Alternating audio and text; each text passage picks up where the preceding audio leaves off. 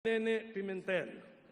Sa PDP Laban, we always give credit where credit is due. Today, we will formally fight back against the hijackers. We will formally declare as correct what we have been doing all along, ignoring them but resisting them.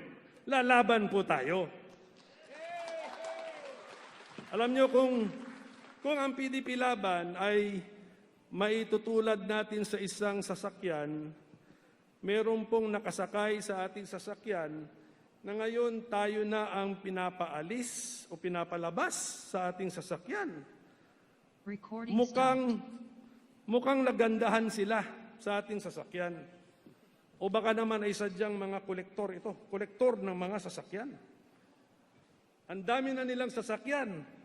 Napakasakim at swapang naman nila.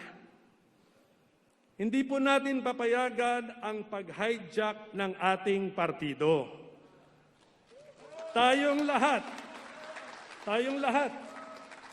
mga sa online, tayong lahat, isa lang ang partido natin ang PDP Laban. Yung kabila, patalon-talon ng partido. If convenient for them, they will join. If no longer convenient, they will destroy.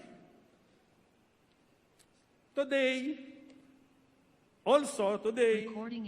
we will happily elect our party officers and give them a new mandate to lead our party under the dynamic, bold, courageous, and visionary leadership of our party president, Senator Manny Pacquiao.